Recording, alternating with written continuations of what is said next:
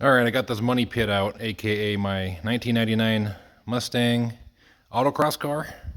I'm going to install some Aero parts from C2 Aero, otherwise known as Carter's Customs. It's a rear side splitter for the bumper here, and then I have the side skirt splitter here too, and that's going to match my rear diffuser from the same company that looks pretty solid on these cars.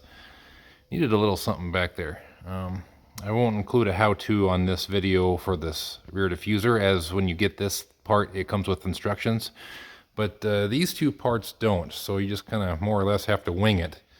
But it shouldn't be too difficult, so we'll do this together. We'll learn together. First I'll show you this rear diffuser already installed.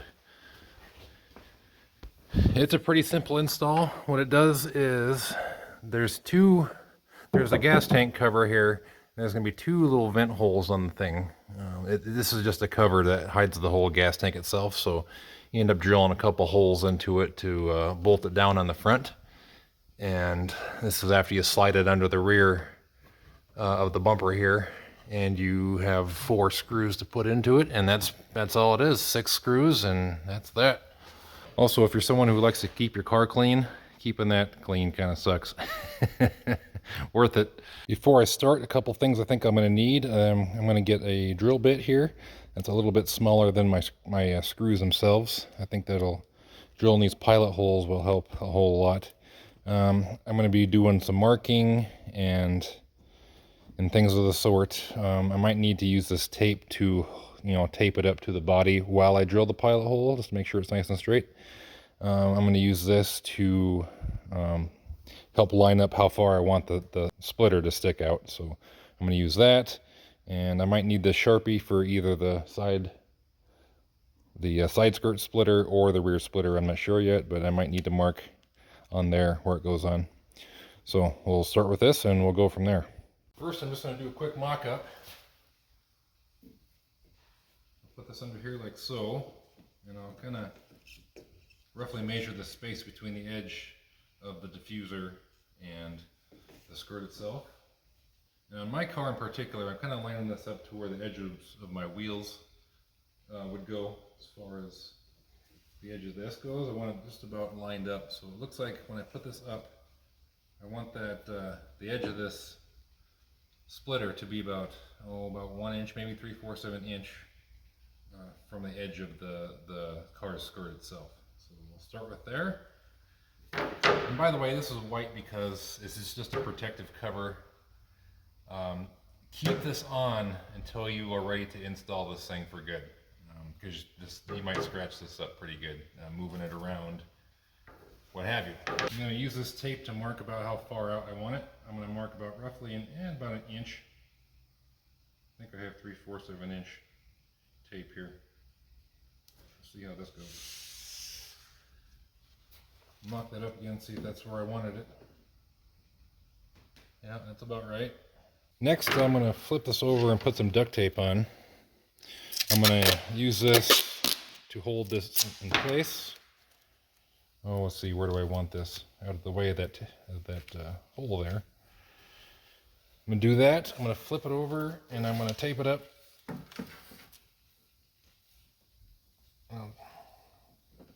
Roughly measure there about where I want it. I'll do this on both sides. We'll see how that goes. Well, after some messing around, I realized that I'm scrapping the green tape idea and getting a tape measure. So get a tape measure, add that to your list.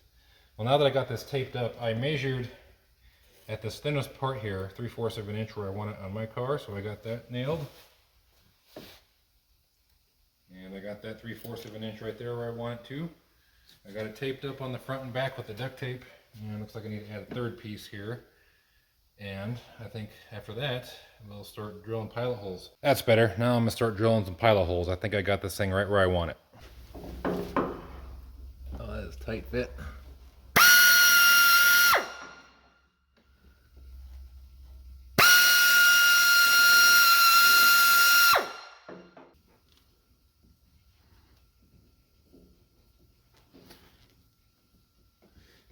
It's a good idea to do this by hand so you get a feel for how snug it is. because the plastic you're drilling into is quite thin and you don't want to strip that out. All right, once you have all your holes drilled, it's safe to take all the tape off and start removing your plastic wrap so you can install it for good.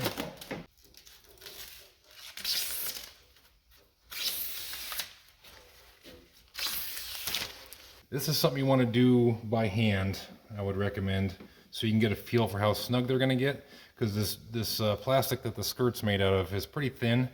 You do not want to strip these holes out. Okay. Yep, I'll fill the rest of them in and we'll see what it looks like when it's done. Looking good. Got it just where I want it. Yeah, that's solid. That's a good looking piece. Now for the repeat process on the driver's side, and then I can move to the rear splitters. All right, new day, new body panel. We're gonna do these rear splitters here that are gonna go under this rear bumper, except you can't just slap them on. There's gonna be some stuff on the underside of the rear bumper there. This fastener just snaps to the metal body. You can remove that. And then this guy right here on the passenger side is a tube. I think it's a drain tube for the gas door like there. There's a rubber hose back here. And you can work the hose off of this little deal here and take that off and deal with it later. Passenger side, all there's going to be is just that one fastener. Take that out so your panels can sit nice and level when you go to put them on. Start with the tube.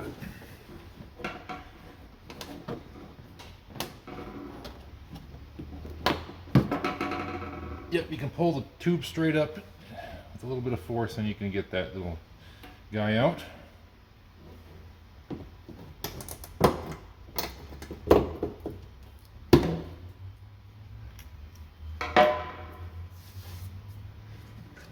Now with those off, we can mock this up.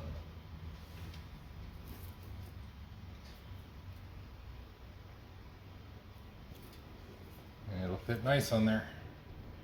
Excited.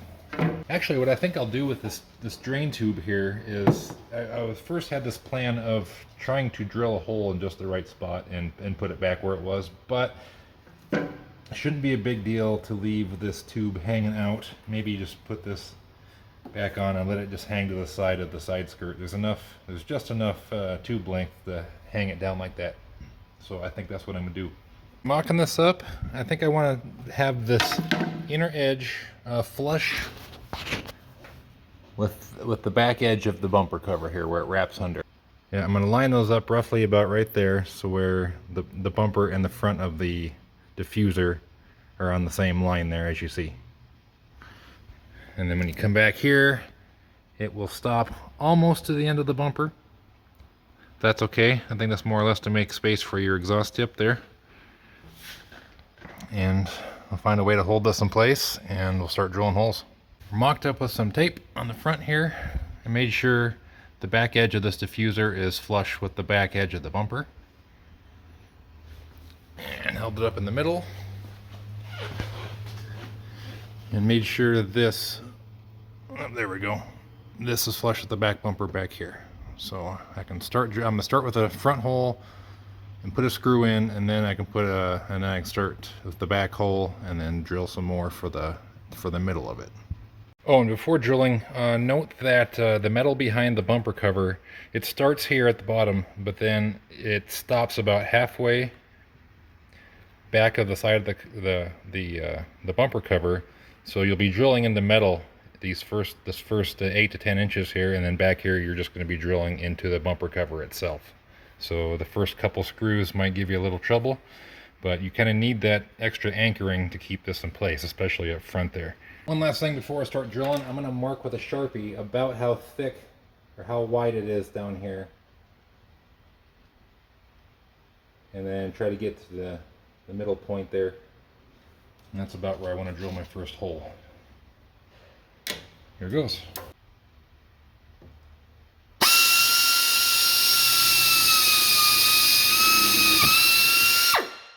Cool.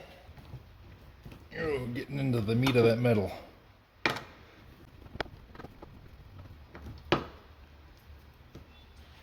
Okay, I'll finish Putting the rest of that screw in later. I'm going to move over to the back end here and drill the hole once I get that centered and put the rear screw in. Alright, once again I made a little fine Sharpie mark of where the bumper ends out here, and then a spot where I know it's the center of the bumper cover. So I'm going to drill right there. By the way, these aren't the screws that came with these panels.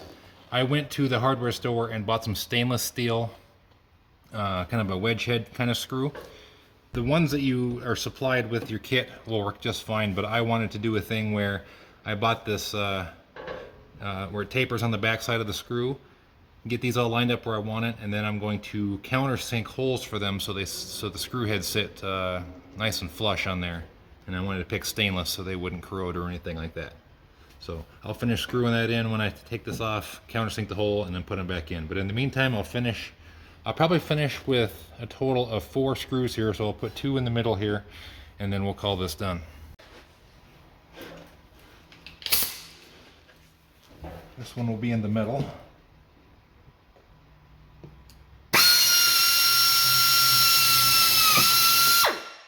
And this one will be through like butter.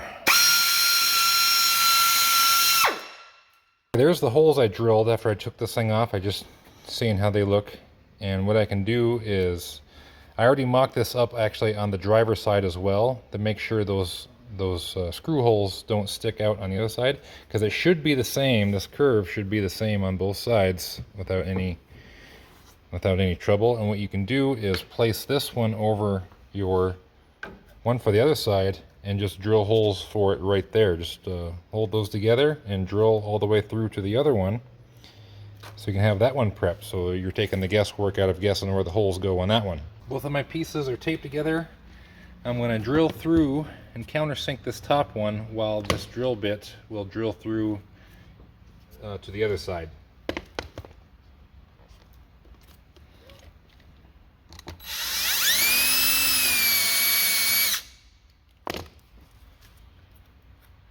Good enough.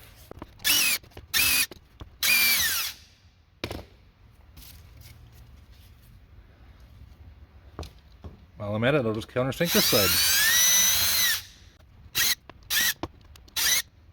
A little more.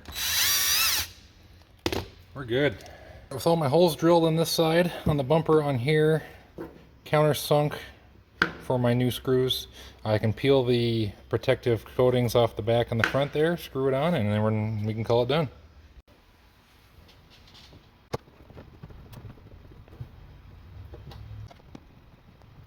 Don't over tighten the back 2 screws where they're not screwing in the middle.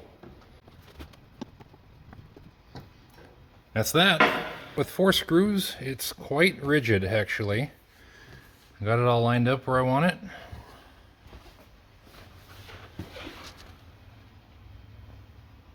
Heck yeah, just got to do the other side and we're all done here. Well, that's all she wrote. Yeah, they hang on there pretty nice, and if you look at them dead ahead, they do sit level with the ground, and it'll match your side skirts very nicely. The way I had the side skirts, they come out just as far as this rear panel here, so I got that nailed pretty good. Finished product. Very happy with it.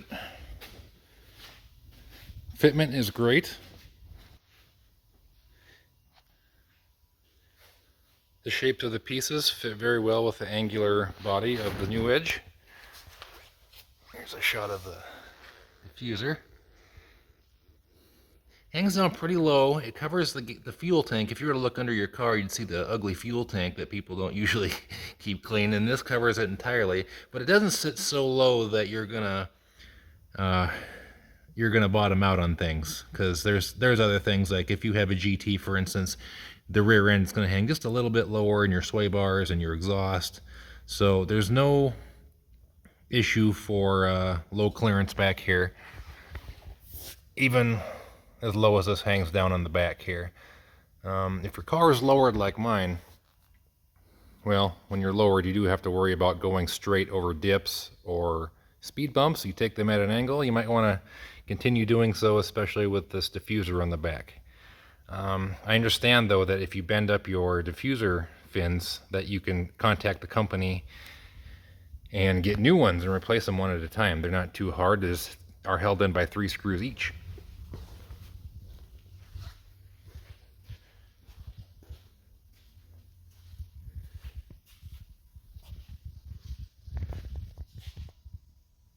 Yes, very happy with this.